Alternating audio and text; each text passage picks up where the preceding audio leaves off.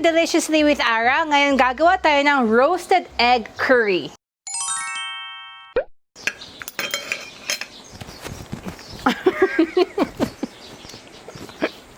Pasyon saya. So for our main ingredient, kailangan natin ng half-boiled egg. So I have here already boiled and peeled egg, and I have here 8 servings of our eggs, but of course you can always adjust the number of eggs that you'll be making. My ratio is 1 egg to 1 onion. Normally, just 1 to 1. So now, with my onions, hahatiin natin siya na, ika-cut natin siya na parang thin strips. So, let's cut.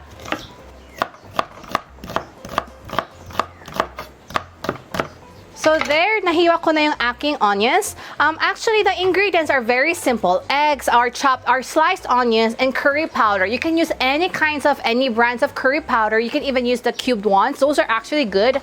And some pepper.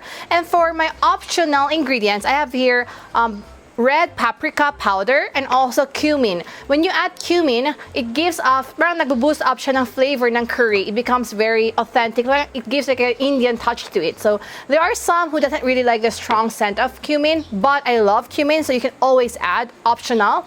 So with even just eggs, onions, and curry powder, pwede na tayo gumawa ng ating roasted egg curry. So now we'll start to cook our eggs. We'll be roasting them on pan. So I already have added some oil, but I'm just gonna add a little bit just to generously cover up. And gagawin natin sa ating half-boiled egg is we're gonna fry them up sa oil para magiging i-roast natin siya. So we're gonna put in our eggs in our oil.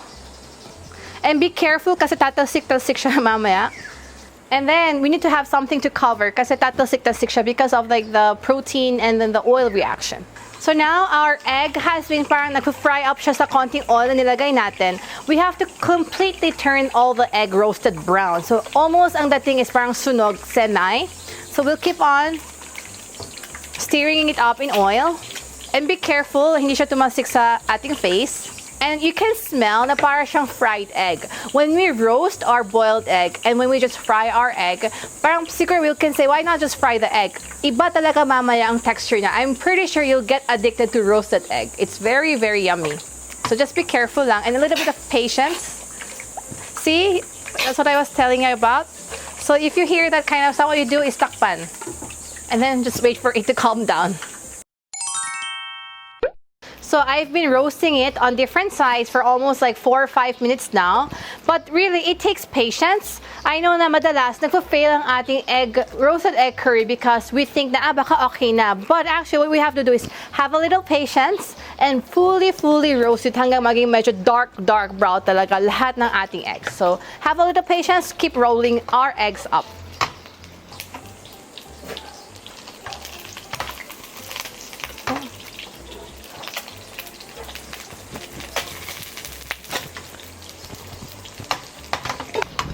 So now as you can see, medyo nag-golden brown, parang dark brown na yung ating eggs.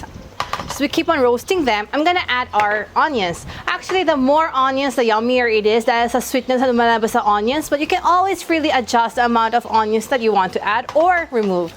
So ibubuhos ko yung aking onions sa isang side. And then let's just give it a slight stir para lang maluto yung ating onions. And every time I add onions, I always add pepper. So mag-drizzle tayo ng konting pepper sa ating sibuyas.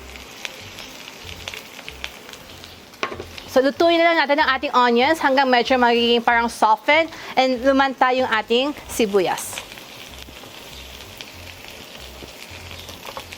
So I've already mixed up our onions and our eggs, and as you can see, medyo parang naging half transparent ng ating onions. And we're gonna add like a cumin powder, but this is really optional. If we add a cumin powder, nag-boost up siya ng flavor ng curry. So we're just gonna add a very siguro konti lang. Siguro these are around like 4 or 5 pinches.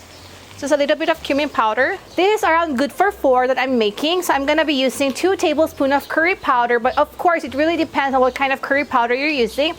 We can always adjust the thickness mamaya with the consistency of water. So for now, I'm gonna add 2 cups of water on my curry. So 1,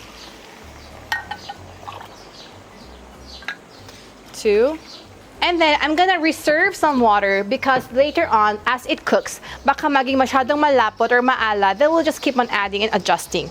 And for our curry powder here, I'm gonna add 2 big tablespoons of it.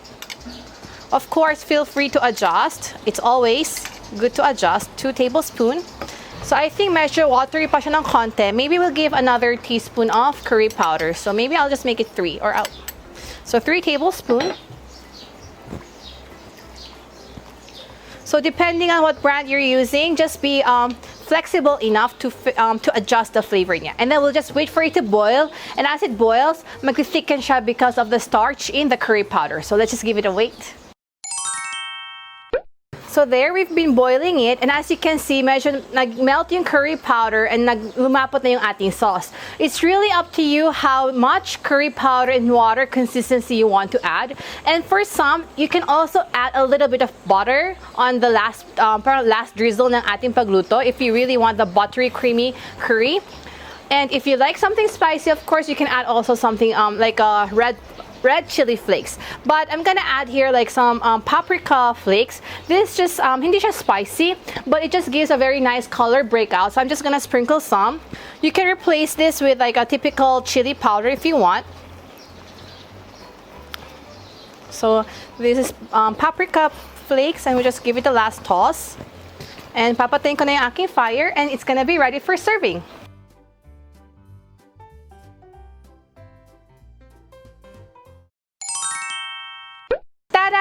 So here is our roasted egg curry. As you have seen, ang simple-simple ng ating ingredients, and just with eggs and onions, gumawa tayo ng napakagandang, napakasarap tingnan na ating delicacy. For sure, if you try this, you'll be wanting to do it again and again. So hope you liked our video this time. See you next week. Bye!